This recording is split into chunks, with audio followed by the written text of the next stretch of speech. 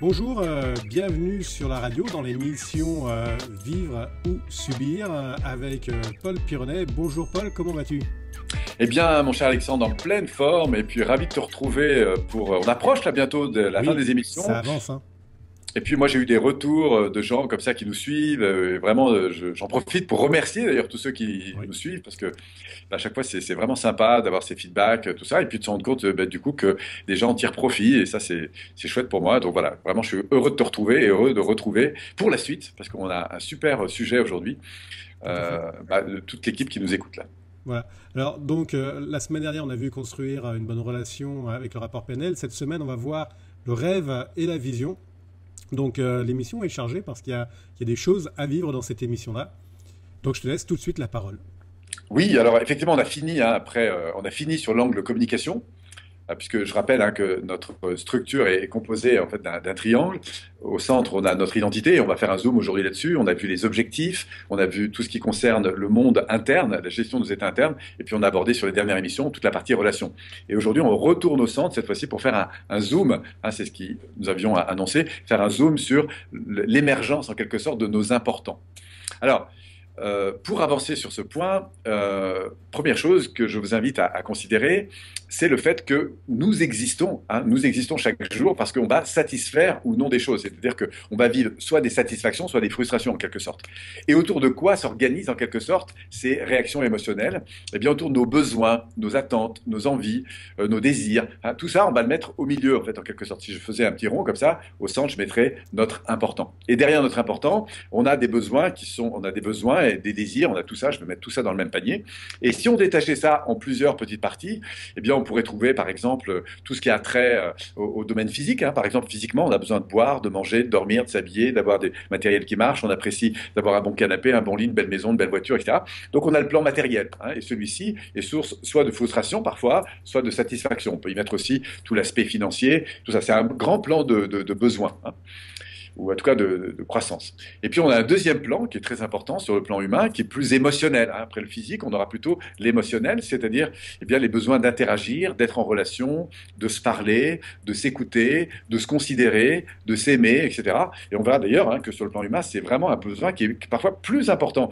On va apprécier parfois de changer de travail pour obtenir de meilleures relations, plus de considération, quelque chose qui nous stimule plus, même si ben, on acceptera parfois un salaire moins élevé hein, pour une considération plus élevée. Et puis enfin, on a un troisième champ que je propose, qui est celui de grandir intellectuellement. Donc là, on est plutôt dans le champ mental, connaissance, apprentissage, toutes les formes en fait de développement un peu intellectuel. Hein, on a besoin, par exemple, d'avoir des explications, de comprendre, d'expliquer, de transmettre. Même enfant, hein, par exemple, un enfant peut casser ses jouets, mais pour comprendre comment ça marche en fait à Oui. l'intérieur. Donc on a tout cet instinct de curiosité, d'apprentissage, de développement et de formation hein, qui peut être aussi un levier extrêmement stimulant pour nous, et parfois aussi de frustration. Et puis enfin, si on monte un peu dans les nouveaux, donc on a vu le plan physique, on a vu le plan émotionnel, le plan plus intellectuel, on a aussi notre reliance au monde, ce que je vais mettre moi dans la dimension plus spirituelle, c'est-à-dire ce qui nous renvoie en fait au sens de notre existence, qui nous sommes, où est-ce qu'on va et comment on se situe par rapport à l'environnement. Hein, donc le qui je suis, c'est l'identité, le où je vais, bah, c'est de l'orientation de vie, c'est le sens en termes de direction, et puis on a aussi le sens en termes de situation. Comment je me compare? J'ai besoin de me situer en fait en quelque sorte par rapport aux autres, et on voit que par exemple, quand j'acquiers un titre d'avocat, de formateur, de coach, de danseur, tu vois, et bien du coup, je grandis dans mon identité et du coup, ça me permet aussi de me situer dans un rôle, dans une fonction, dans une mission. Et c'est là qu'on va caler en fait en quelque sorte la mission. Et puis après, on a encore, je propose encore un cinquième champ qui est très important et on va l'utiliser d'ailleurs dans notre séquence aujourd'hui. C'est le champ plus onirique, onirique qui renvoie au rêve, Ouais. c'est-à-dire à nos aspirations en fait. On a une mission qui est par exemple d'enseigner, et puis on peut avoir une aspiration qui est de toucher le plus grand nombre de personnes. Hein, on peut avoir envie voilà, notre mission, c'est de transmettre en faisant des émissions, par exemple de radio. Et puis notre ambition, bah, c'est de toucher voilà, le plus de pays possible. Donc on a dans le rêve, en fait, ce qui a trait à l'ambition de la mission. Hein, ce qu'on nous on va appeler la vision ou le rêve. Donc c'est la dimension plus onirique. Voilà. Et ce qu'on se rend compte, en fait, c'est que nous existons, en fait, sur l'ensemble de ces éléments. Alors qu'est-ce qui se passe quand l'un ou l'autre de ces plans n'est pas pris en compte? Eh bien, on sait, on a des alertes émotionnelles. On en a parlé ensemble. On peut avoir des sentiments de crainte, de doute, de peur. On peut avoir des sentiments sentiments d'agacement, de colère, parfois de rage aussi, hein. On peut avoir des sentiments d'ennui, de sentiments de peine, voire de tristesse forte, voire même parfois voilà, de déception très forte. Et puis, on a tous les phénomènes aussi voilà, de rejet qui sont un peu un mélange de colère et de tristesse, qui est un peu le sentiment de dégoût, hein, qui peut apparaître à des niveaux aussi plus élevés. Donc, c'est très intéressant, et on l'a vu ensemble, de découvrir en fait la prise en compte de toutes ces alertes émotionnelles qui ne sont là que pour nous alerter sur le fait qu'un besoin important n'est pas pris en compte. Exemple, j'arrive dans ma salle de bain, les enfants ont encore laissé traîner, je sais pas moi, les choses, il y a des cheveux sur le lavabo et tout, ça m'agace, ça m'ennuie, ça me met parfois même en colère, et bien simplement parce qu'il y a une situation externe qui n'est pas en phase avec ce à quoi j'aspire. Je t'attendais pour 9 heures, on a une émission qui démarre à 9h15, tu es toujours pas là, je commence à m'angoisser pour savoir si oui ou non on va réussir. Hein, donc il y a quelque chose qui m'insécurise. Ou je peux être triste parce qu'on avait défini qu'on irait manger ensemble et puis finalement tu viens pas, ou on avait prévu de faire ce voyage et il se fait pas, j'avais un beau vase comme ça, le chat l'a fait tomber. Voilà. Donc on a des alertes émotionnelles. Et toutes ces alertes émotionnelles, et c'est ça qui est vraiment important à noter aujourd'hui, c'est que ces alertes émotionnelles, ces voyants rouges, sont là pour manifester des importants qui ne sont pas pris en compte. Le problème, c'est qu'on a oublié d'aller chercher les importants qui sont derrière. Et du coup, qu'est-ce qui nous reste? Eh bien, le fait parfois de se noyer un peu dans l'émotion. Hein, on verra qu'une émotion, il y a plusieurs façons de vivre dedans. Soit vous en coupez, ça ne me fait rien. Soit je me noie dedans, et alors là, ça devient terrible, la peur, la colère, machin, vous voyez, c'est l'effet émotionnel qui va se renforcer. Soit je la remplace par une autre, parce que socialement, c'est pas OK pour moi, je suis un homme, pleurer, ça se fait pas, donc je vais plutôt me mettre en colère. Donc c'est une autre façon de gérer la situation. Soit au contraire, je vais la transformer, on va voir en quoi c'est important. Voilà, donc en bas, on voit ces alertes émotionnelles, et si elles ne sont pas prises en compte, eh bien, ça va entraîner des comportements destructeurs. On l'a vu ensemble dans les phénomènes de victimisation, c'est-à-dire que la frustration va entraîner des phénomènes de destruction de moi et des autres. Je vais commencer par me dévaloriser, je vais rejeter l'autre, le critiquer, etc. Et puis ces modalités de dévalorisation vont entraîner des phénomènes de dépendance. C'est-à-dire de non prise en compte de responsabilité en fait. Donc je suis dans le rejet de la responsabilité et du coup je me fais du mal, je commence à manger mal, et comme je me prends plus en compte sur les besoins, ben, à un moment donné il va falloir que mon environnement les prenne en compte. Et ce qui va se passer, c'est que je vais avoir un sentiment de plus en plus élevé de non-sens. De non-sens dans cette relation, de non-sens dans le fait de travailler comme ça, de non-sens dans je sais pas quoi, simplement parce que je suis pas nourri en fait. Donc vous voyez à quel point c'est important et c'est vraiment une boussole dans la vie parce que et ces émotions sont là pour nous alerter. Quand il y a des frustrations, c'est que justement, il y a une ambition plus élevée derrière. Si j'ai pas de frustration dans mon couple, bah, c'est qu'il n'y a pas d'ambition derrière. Vous comprenez? Donc, dès que vous avez une frustration forte, la bonne nouvelle, c'est qu'il y a à l'opposé, il y a donc une ambition. Et quand on monte vers cette ambition, vers la satisfaction de l'un ou l'autre de ces plans, que ce soit physiquement, parce que je me fais du bien, parce que je mange correctement, que ce soit dans la relation, parce que j'établis une relation plus chouette et plus intime, que ce soit intellectuellement, parce que je découvre des choses, j'ai une curiosité évidente au fait d'apprendre de nouvelles choses, que ce soit spirituellement, parce que je sens que je grandis dans mon identité, dans le sens de ma vie, que ce soit dans mes rêves aussi qui augmentent, parce que tout d'un coup j'ai de nouveaux enjeux, eh bien il y a des satisfactions qui naissent, qui vont engendrer des sentiments de désir, des sentiments d'amour, des sentiments de joie, des sentiments de paix, hein, qui vont être un peu la base de toute une composante d'alerte émotionnelle positive. La bonne nouvelle, c'est que quand vous êtes porté intérieurement, quand votre curseur bien-être remonte, eh bien en général, c'est que ça montre simplement qu'il y a des choses importantes qui sont en cours de satisfaction dans votre système nerveux. Voilà. Et donc, cet important, c'est vraiment la première grande boussole de notre vie. Et c'est dans cet important qu'on va mettre les valeurs, en fait, les valeurs que ce soit en termes de ce à quoi j'aspire à vivre. Par exemple, j'aspire à vivre de l'intimité dans mon couple, j'aspire à être créatif, j'aspire à la variété, j'aspire à la santé, j'aspire au sentiment d'être libre, j'aspire au fait de prendre des responsabilités, etc. Donc ça, ce sont des valeurs, ce sont des aspirations, et c'est ça qui nous rend vraiment heureux. Être heureux, c'est avoir une vie qui répond à nos aspirations. Vous pouvez être dans le plus beau des palaces, la plus belle des voitures, vous pouvez avoir un yacht magnifique, mais si votre environnement ne satisfait pas à vos valeurs, vous serez malheureux. Hein, c'est aussi simple que ça. Vous pouvez être dans les pires cabanes de jardin, etc., et être nourri parce que ce qui se passe au moment où vous le vivez est vraiment en phase avec ce à quoi vous aspirez. Et ça, c'est génial. Et donc, du coup, il y a évidemment une richesse inouïe à aller chercher. C'est pour ça que je le mets au centre du triangle, là, ce système de valeurs, parce qu'il est, pour moi, ce qui va fonder en fait, toute ma vie. Hein, c'est le pilier numéro un. Alors, pour rencontrer ce pilier numéro un, il faut savoir que cette satisfaction, hein, quand vous allez la vivre, cette excitation à vivre les choses, va générer de l'intelligence, c'est-à-dire de la créativité et l'envie de mettre de l'énergie pour continuer à grandir. Vous allez donc prendre des responsabilités, au lieu de la rejeter, cette responsabilité, et votre vie va prendre de plus en plus de sens. C'est comme ça que le processus monte. Et on le vit en permanence tous les jours. Donc cette petite cartographie, moi, elle m'aide énormément dans ma vie à reprendre la boussole, en quelque sorte, de ma vie.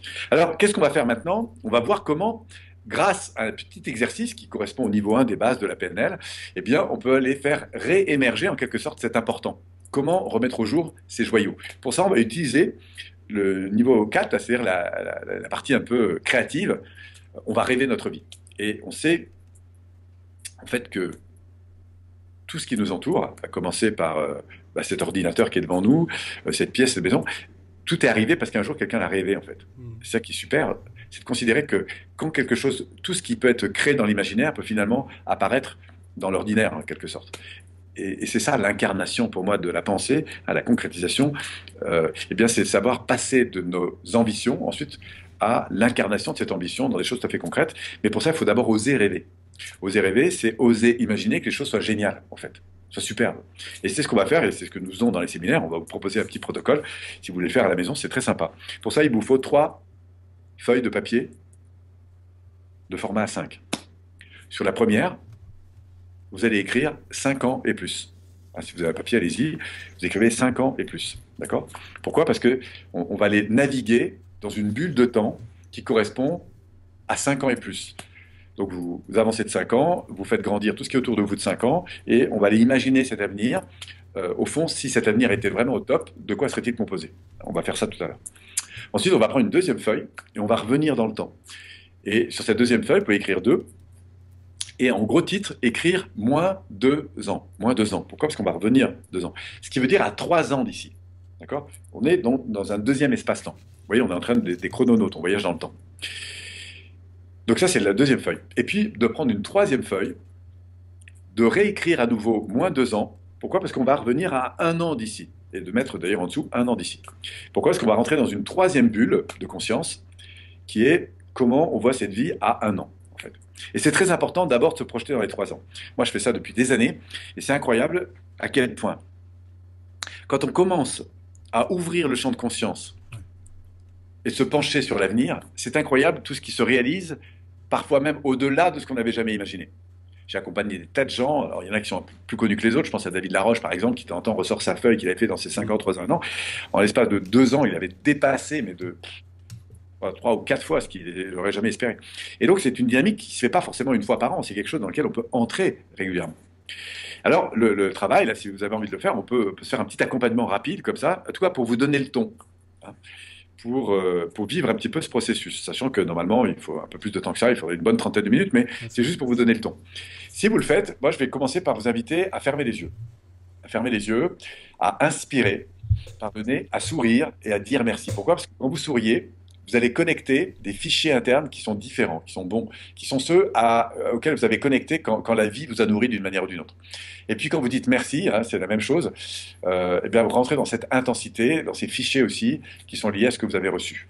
Et d'entrer dans cette dimension, droit, inspirer, peut-être vous mettre de la musique sympa, vous mettre dans un environnement sympa, et prendre quelques minutes pour entrer dans cette dimension. Et alors que vous êtes là-dedans, ce qui est très important, c'est aussi de réaliser combien la vie vous a apporté au fil des ans, et ce depuis votre plus tendre enfance, tellement d'éléments pour que vous puissiez évoluer et grandir. À commencer par vos parents qui se sont occupés de vous, par les professeurs qui vous ont enseigné, par tous ces gens qui ont créé les infrastructures, les ponts, les routes, qui ont inventé l'électricité, qui ont fait en sorte que vous ayez de l'eau chaude. C'est absolument phénoménal, tous les gens qui ont été autour de vous et qui ont construit des choses pour que vous puissiez vivre avec qualité, même si tout n'a pas été facile dans votre vie. Pourquoi c'est important de faire ça? Parce que vous allez rentrer dans une véritable dimension émotionnelle de gratitude. Et c'est très important de sentir que vous puissiez reconnaître que vous êtes en fait vous êtes des princesses et des princes. Pourquoi? Parce que vous êtes, il est vrai, l'univers en fait a grandi autour de vous. Même si ça n'a pas toujours été facile, l'univers est là, il vous aime peut-être au-delà de ce que vous ne pourrez jamais imaginer. C'est très important d'entrer dans cette conscience-là. Et maintenant que vous êtes dans cette conscience-là, de laisser votre esprit flotter et d'imaginer que vous partez dans l'espace. Vous partez dans l'espace, et puis rapidement, vous imaginez qu'après avoir fait un grand vol dans l'espace, vous redescendez à travers la stratosphère, vous rapprochez de la planète, vous retrouvez le continent sur lequel vous êtes, vous descendez encore, vous retrouvez en fait le pays dans lequel vous êtes, vous retrouvez la région dans laquelle vous êtes, vous retrouvez l'espace dans lequel vous vivez, et là, ça fait 5 ans que les choses se sont déroulées. Et vous êtes un peu comme un ange gardien qui vient à la rencontre de la personne que vous êtes devenue.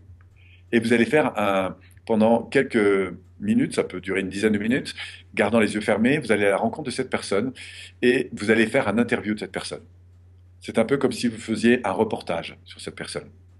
Et cette personne est en train de vous expliquer comment elle vit, comment elle se lève le matin, qu'est-ce que sont devenus ses enfants, comment son espace a évolué de vie, qu'est-ce qu'elle fait maintenant dans son travail, quels sont les gens, les personnes avec qui elles sont en interaction, comment et à quoi elle contribue chaque jour, dans quoi elle roule, quels sont les voyages qu'elle fait, quels sont les livres qu'elle fait ou qu'elle a écrits, qu'est-ce qu'elle transmet au monde. Voilà. Et vous laissez porter complètement par tout ce qui vous vient de créatif. Le seul truc qui est intéressant à retenir et de vérifier, c'est que c'est bon pour vous. Et ça va de votre manière de vous habiller sur un plan physique, matériel, euh, environnemental, l'endroit où vous vivez, enfin, hein, tout ce qui est lié au matériel, tout ce qui est lié à la relation qu'on a vu tout à l'heure, aux interactions que vous avez aux gens, à l'attachement, à ce que vous partagez en termes d'intensité, que ce soit avec des proches, avec des moins proches, avec des personnes connues ou pas connues, avec le monde à travers le voyage, tout ça. Tout ce que vous avez intégré dans votre vie, ce que vous avez fait nourrir en termes d'apprentissage, de connaissances de vous-même, des autres, ce que vous avez amassé comme information, et ce sur quoi vous travaillez parce que ça vous stimule beaucoup, de quoi, qu'est-ce que vous retransmettez, qu'est-ce que vous avez, qu'est-ce qui vous a tellement porté qu'aujourd'hui vous vous faites passer à d'autres, etc. Et puis enfin, de vraiment ressentir la mission en fait de cette personne que vous êtes devenue, à quoi elle contribue dans ce monde, quelle est son identité sociale, quelle est son identité parentale, quelle est son identité familiale, quelle est son identité amicale, quelle est son identité professionnelle, sociale, etc. Et simplement de laisser venir les flashs comme ça, de choses comme ça qui sont juste extraordinaires pour vous. Et puis enfin, de sentir à quel monde vous appartenez en termes de vision, en termes de contribution, en termes de rêve, par quoi vous êtes porté, quelles sont ces grandes ambitions que vous avez. Voilà, ça fait juste, on est juste dans un monde magnifique. 5 ans ou plus se sont écoulés. Voilà, et maintenant que vous êtes rentré là-dedans, que vous avez écrit sur votre feuille, et là vous laissez partir en créativité pendant au moins 10 minutes là-dessus. Et puis, imaginons que ce soit fait. Maintenant, vous allez vous retourner. Vous allez vous retourner sur la deuxième partie, c'est-à-dire dans vos 2 ans plus tôt. C'est vraiment important de revenir dans les 2 ans plus tôt, mais tout en restant dans vos 5 ans. Et à ce moment-là, de vous dire, tiens, imaginons que je revienne dans le temps.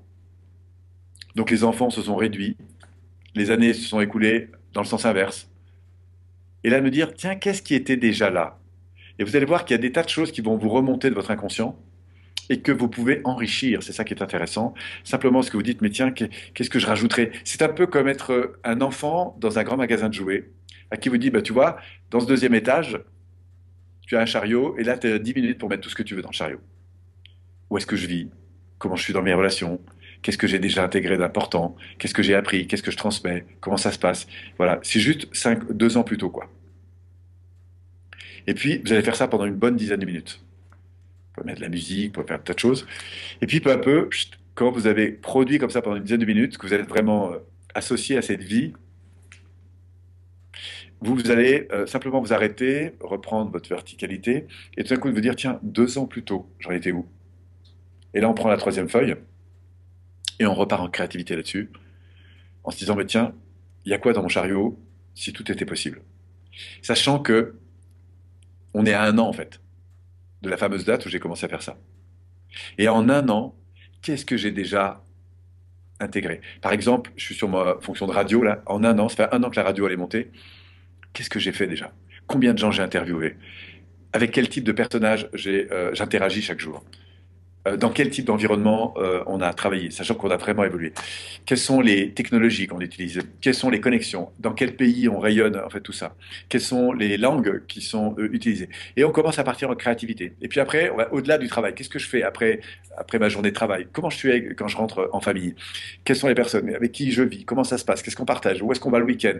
Etc. Et on repart là-dessus, on se dit, en 1 an, qu'est-ce que j'ai déjà vraiment transformé? Et j'attache beaucoup d'importance dans ce 1 an parce que c'est la première grande étape, en fait. Et là, d'aller travailler sur tout ce que j'ai pu faire grandir. Il ne s'agit pas forcément des grands changements, c'est pas forcément j'ai changé de maison, mais c'est la manière dont j'ai agi. On parle plutôt de micro-changements. Hein. Les grands changements, sur ce qu'on appelle des ruptures de continuité, c'est quand vous changez, par exemple, de personne, vous changez de lieu de vie, vous changez... Bon, c'est OK hein, de faire ça, mais ce qui est très intéressant à ce stade, c'est aussi les micro-changements. Quelles sont ces petites choses que je fais différemment? Ces petits déjeuners que je prends différemment? Cette manière de parler qui est différente? Cette manière de me lever le matin? Cette manière d'apprendre? Quelles sont ces rituels que j'ai modifiés et qui vont enrichir de manière différente ma vie, qui font que je fonctionne sur des niveaux de standards plus élevés. Comment je m'habille, comment je mange, comment je ci, comment je cela, etc. Et je fais le tour de toutes ces petites choses et j'écris, j'écris, j'écris, j'écris. Voilà. Et je vis en même temps les choses comme si j'étais pleinement. Pourquoi? Parce que je suis en train d'intégrer au fond de moi, dans ma biologie en fait, dans la conscience. Vous savez qu'on est fait d'informations et d'énergie, et donc c'est très important de se nourrir de ça. Et puis en fait, tranquillement, de reglisser dans l'instant présent et de revenir ici, d'ouvrir les yeux, etc. Et là, on a donc ce petit protocole qui n'est pas seulement quelque chose qui consiste à mobiliser son intellectuel, son champ intellectuel, mais qui consiste aussi à mobiliser son champ émotionnel. Et pour ça, il faut enrichir le cerveau droit. Et c'est là que les accompagnements que l'on fait en séminaire, évidemment qu'un micro, avec de la musique, avec un environnement, évidemment, ça va apporter un effet de levier qui est très puissant pour accélérer ça. Mais déjà à ce stade, si des gens nous écoutent et qui ont envie d'expérimenter ce processus, vous pouvez bien sûr le faire. Sinon, après, je vous invite vraiment à venir participer à des séminaires pour le vivre dans un autre niveau d'intensité. Voilà. Donc, une fois qu'on a fait ce processus, que les gens donc, ont produit de l'écrit, eh bien, on va passer à la dernière étape. Ça, c'est très intéressant. C'est-à-dire que et le top, c'est de le faire avec une personne. Et là, je vais considérer, imaginons qu'on travaille ensemble, mon cher Alexandre, et que tu viens de finir cette production d'idées, je vais te proposer de venir à côté de moi. Et là, je vais te dire, on va imaginer qu'on est au paradis, en fait. On va imaginer que, par un dimanche après-midi, nous sommes des anges gardiens. C'est-à-dire qu'on va visualiser la planète devant nous, comme si on voyait à travers le temps et l'espace. Et puis on est là au paradis, et puis tu me dis, bah tiens, moi je suis l'ange gardien d'un garçon là-bas qui s'appelle Alexandre sur la planète. Et tu sais quoi, mon Polo, il vient de m'envoyer, en fait, un peu ses vœux. C'est un peu comme en fin d'année au Père Noël, quoi. Et là, tu vas prendre tes 3 feuilles que tu as écrites, et tu vas vraiment te mettre dans la posture de cet ange gardien. C'est-à-dire cette qualité d'attention que tu as à ton égard là-bas sur la planète. C'est très important de le vivre avec de la musique, avec un environnement, etc. C'est ce qu'on fait dans les séminaires. Encore une fois, c'est pas que intellectuel, c'est vraiment vécu au niveau émotionnel et même énergétique. Et donc, on rentre dans cette dimension d'ange gardien, vous voyez là-bas sur la planète. Et puis là, je vais te demander, Alexandre, tiens, quand tu vas pas me lire évidemment le contenu, parce que tout ce contenu, c'est quelque chose qui est intime avec toi, tu n'as pas besoin d'en parler. Par contre, ce que je vais te demander, c'est de me dire, tiens, quand tu lis en fait tout ce que tu as envoyé, et là, on va parler à la troisième personne, euh, Alexandre, qui est là-bas sur la planète, que ce soit à 1 an, à 3 ans ou à 5 ans, quand tu prends tout ça, et que tu regardes avec beaucoup de recul, comme ça, à l'inspiration, ferme les yeux, inspire, et dis-moi ce qui, pour toi, est la chose la plus importante dans sa vie.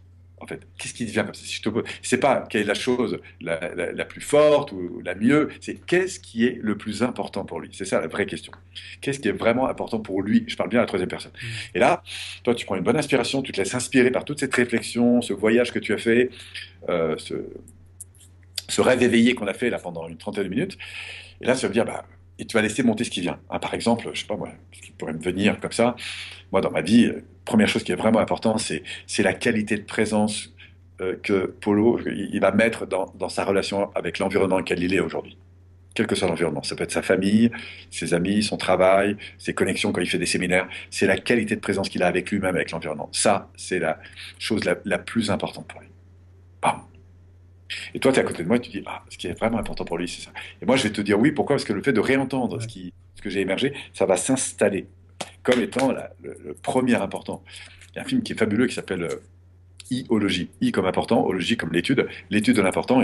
Et dans ce film qui est fabuleux, ce sont des gens qui ont traversé des situations extrêmement difficiles et qui ont toutes en commun le fait qu'elles ont une vie qui est beaucoup plus intense après ces difficultés. Et en fait, pourquoi? Parce que ces difficultés ont été l'occasion de mettre au jour, en fait, c'est I, c'est important. Et c'est ça qui est fabuleux. Et c'est ce que nous sommes en train de faire, parce qu'il n'y a pas besoin d'avoir des accidents de la vie pour aller révéler ce qui est important. Et puis enfin, deuxième chose, Paul, comme ça, quand tu repenses à ta vie, comme ça que tu la vois de loin, s'il y avait une deuxième chose comme ça qui te semble vraiment fondamentale, et là je vais inspirer, et comme je suis assez connecté à toutes ces choses, ce qui me vient maintenant, c'est le fait d'être inspiré par un avenir qui me porte, c'est-à-dire un avenir par quelque chose qui est supérieur à la circonstance. J'ai besoin dans ma vie d'être animé par des projets qui me stimulent. Et je me rends compte effectivement dans ma vie que c'est très important, que ce soit dans ma vie de couple, dans ma vie professionnelle, en lien avec mes collaborateurs. Je me sens porté quand il y a... Enfin, c'est vraiment quelque chose d'important pour moi d'être animé par quelque chose, par ce que j'appelle un soleil devant, qui me donne envie de rayonner vers l'avant. Ça, c'est une deuxième chose qui est vraiment importante dans ma vie. Donc là, je parle un peu plus de moi, mais voilà, c'est une deuxième chose. Ok, tu vas reformuler, je vais dire ok, c'est ça, etc. Donc c'est ça qui est intéressant. Et après, une troisième chose, quatrième chose, cinquième chose. Alors, je peux monter à 5, hein, comme ça. Voilà. Mais ce qui est important, c'est pas ce que je vais te dire. Ce qui est important, c'est l'intensité De ressenti, ouais. avec lequel je vais le dire. Et ça s'implante un peu comme des... Voilà, on se rend compte qu'il y a des importants qui sont là, et un véritable important, il se nourrit sur le plan personnel, sur le plan social, sur le plan amical. C'est quelque chose qui remplit ma vie quand je suis là-dedans. La présence, le fait d'être porté par des choses qui m'apportent, le fait de prendre des responsabilités, d'être dans la responsabilité à l'égard de ce que je fais, de ce qui m'arrive, le fait de partager avec intensité des qualités de relation élevées, de célébrer en fait, hein, c'est tout ce que je mets dans le fait de célébrer ensemble, de partager le bonheur de vivre ensemble. C'est quelque chose de très important ça pour moi. La notion de détachement aussi, à la fois tout est vrai, tout est faux, j'ai les 20% d'erreur, etc. J'aime tendre vers l'excellence et en même temps j'apprécie ce droit à l'erreur en fait. Mais ça c'est ce qui arriverait en cinquième position. Donc c'est juste pour vous partager comme ça quelques valeurs qui me concernent, mais qui découlent de ce type de travail. Hein. Et puis enfin, pour finir, euh, je dirais que ce que vous allez faire émerger, c'est en fait ce que j'appelle moi des joyaux. On rentre là dans l'univers des valeurs. Ne pas connaître ces valeurs, c'est un peu comme se lever un matin de Noël pour aller ouvrir ses cadeaux en ayant consommé des barbituriques. C'est-à-dire qu'on est tellement endormi qu'on sent plus rien en fait. On peut passer son déjeuner avec ses enfants, s'ennuyer quoi. Simplement parce qu'on a oublié que c'était important. Mais quand on revient sur ces importants, parfois c'est des accidents de la vie, encore une fois, hein, qui mettent ça en jour, mais quand on revient sur ces importants, mais on vit avec un niveau de vibration qui est complètement différent.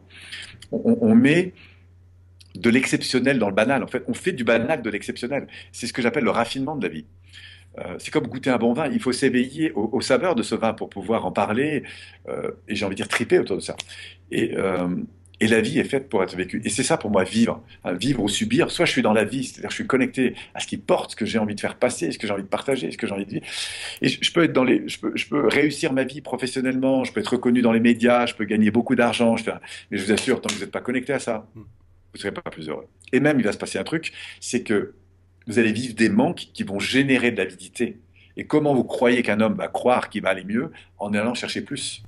Et c'est la grande illusion dans laquelle nous met d'ailleurs ce monde. Et même, j'ai envie de dire, les grands responsables de ce monde, malheureusement. Mais c'est à nous de prendre nos responsabilités. C'est-à-dire qu'aujourd'hui, que ce soit par la nourriture industrielle, par la télévision, par la publicité, on nous fait croire que la joie est dans la consommation, en fait. Ça ne veut pas dire que la consommation, je suis OK, moi je suis là pour le confort, pour l'abondance, pour tout ça. Mais c'est juste du profit, mais c'est pas la belle voiture que vous avez qui va vous rendre heureux, c'est l'émotion qu'elle dégage. Mais si vous n'êtes pas dans une émotion de qualité, parce que à chaque fois que vous sortez, vous avez peur qu'on vous la raye, que ceci, etc., arrêtez de prendre une belle voiture. Ou alors allez louer une voiture un week-end et passer à autre chose. Parce qu'au final, c'est pas ça qui va vous rendre plus heureux. Et je vous assure, même si vous aspirez à gagner beaucoup d'argent, le jour où vous aurez gagné 10 fois ce que vous avez aujourd'hui, sur le coup, vous allez être plus heureux, mais au bout d'un moment, vous aurez les mêmes problèmes. Et si vous êtes une bonne personne, eh ben, vous allez mettre de la puissance dans la bonté que vous dégagez. Si vous êtes une mauvaise personne, vous allez mettre de la puissance dans le négatif que vous dégagez. Mm. Donc le plus d'argent vous donne juste plus de puissance. Mais ce qui fait véritablement la qualité de votre vie, c'est ce qui se passe dans vos émotions. Et ce qui se passe dans vos émotions, ce qu'il y a le plus beau cadeau que vous pouvez vivre, c'est de l'émotion. La seule chose que vous ne regretterez pas, c'est d'avoir eu des émotions chouettes. Et c'est ça que je trouve intéressant, parce que le système de valeurs, dans ses finalités, redonne énormément de sens aux choses. Et en plus de ça, ça a un tel effet sur le plan physique, je parle de la santé physique, hein.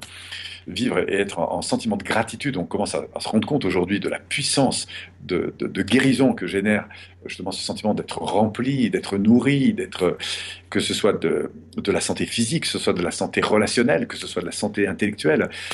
Enfin, quand vous êtes stimulé par un livre, par un apprentissage, mais c'est incroyable l'énergie que vous êtes capable de mettre dedans et la facilité, l'intelligence que vous développez pour intégrer ces données. Euh, et c'est ça qui est fabuleux. Et être en mission, c'est d'être connecté en quelque sorte à cette dimension de valeur et par conséquent de ce que j'ai envie d'apporter au monde. Et quand l'inverse se produit, parce que tout d'un coup le système de valeur n'est plus nourri, ben vous passez en démission.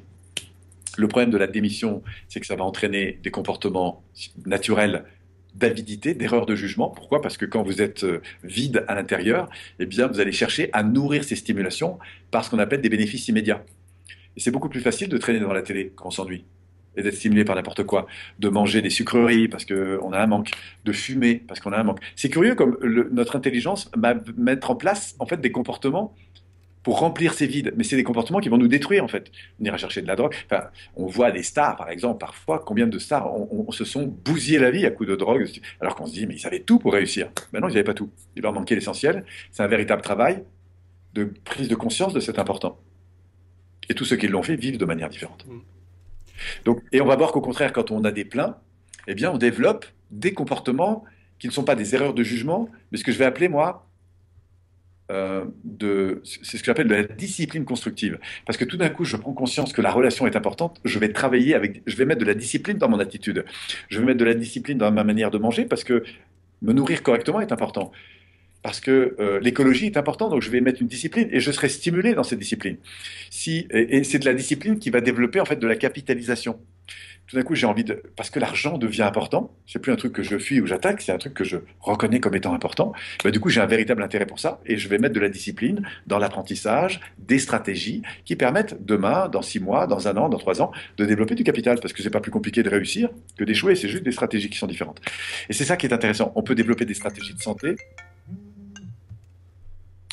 On peut développer des stratégies économiques, des stratégies relationnelles, des stratégies. Et c'est tout le sens, en fait, pour moi, de la PNL, c'est d'aller chercher ces stratégies, d'identifier ces processus qui vont nous permettre de capitaliser, dans le bon sens du terme, c'est-à-dire d'acquérir eh bien, un confort plus élevé, des connaissances, des savoir-faire, des acquis, que ce soit émotionnel, matériel, émotionnel, intellectuel, spirituel et onirique. En fait, c'est ça qui est génial. Voilà un peu le sens pour moi des valeurs. Alors, il est bien sûr développé à ce stade dans les bases. On verra dans la dernière émission, parce que je vais faire Oui. un rappel dans la dernière émission. D'ailleurs, on arrive à la fin, donc On a carrément dépassé. un petit peu. Non, un petit peu, là. Ouais, un petit 5 minutes, mais on est habitué, on est accoutumé du fait. Voilà. Et donc, l'idée, c'est peut-être de revenir en fait sur tous ces Oui. fondamentaux et de voir comment, d'ailleurs, quand on approfondit, parce que là, on a fait un grand tour de table, si je puis dire, on a un peu découvert le véhicule ensemble dans toutes ces émissions. Vous pouvez réécouter, même plusieurs fois d'ailleurs. Euh, on verra après dans quoi ça peut s'emboîter hein, si on continue à aller un peu plus loin, parce que je suis sûr qu'on est vraiment au premier niveau, ne serait-ce qu'en PNL. Hein, on a fait le tour des bases qui fait en 3 jours, après il y a un 6 jours voilà, qui est plus important, après il y a un 10 jours et après il y a encore un 18 jours. Donc c'est vous dire que la colonne de croissance donne encore de la place à vraiment les découvertes de ce potentiel immense qui nous anime. Et quand tu parles de potentiel, autant dire qu'il y a beaucoup, beaucoup de potentiel.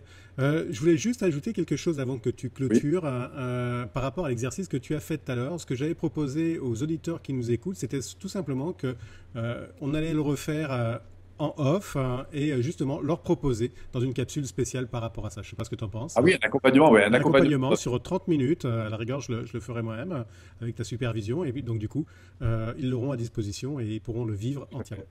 Ouais, c'est une très très bonne idée. Un petit truc à aller télécharger Tout à sur la fait. radio pour. Ouais. Paul, on est complètement hors dépassement, c'est la folie, mais c'est pas grave. Je te laisse On est le là. mot de la fin, Paul. Eh bien, s'il y a une chose vraiment que j'aimerais pouvoir vous faire passer, c'est d'aller plus loin sur la conscience de votre système de valeurs parce que c'est le levier le plus magnifique que j'ai découvert pour gagner à la fois en qualité de vie, en performance et en tout ce que, et en sens de ma vie tout simplement. Et on peut le faire individuellement, on peut le faire en couple, on peut le faire en famille, on peut le faire en société. Moi, je travaille beaucoup sur la dimension collective dans les entreprises. Notre premier grand levier, c'est ça, c'est qu'est-ce qui donne du sens au fait qu'on soit ensemble. Et le sens est démultiplié quand on le partage. Hein, c'est comme la joie, elle est démultipliée quand on la partage. L'engagement est démultiplié quand on le partage. Les projets sont démultipliés quand on les partage. La quête de performance est démultipliée quand on la partage. Et c'est ça qui est magnifique, c'est qu'on ne va pas seulement évoluer individuellement, mais aussi collectivement. Et voilà, c'est ça qui est chouette. Donc voilà, les valeurs, pour moi, c'est vraiment le premier grand levier de croissance pour une personne. Et je vous Paul, souhaite de découvrir. merci beaucoup. Pour tous les auditeurs qui nous écoutent, si vous avez raté le début, comme d'habitude, le bouton réécoute. Vous avez aussi la web TV, n'hésitez pas. Puis il y a tous les renseignements sur le site pour revoir les informations avec Paul Pironnet et puis les différents outils qu'il apporte. Merci beaucoup, Paul. On se retrouve dans Là, la c'est prochaine. comme on dit dans une partie du monde, Oui, namasté. Et on se retrouve donc dans un mois à peu près pour la dernière émission où on fera un bilan complet.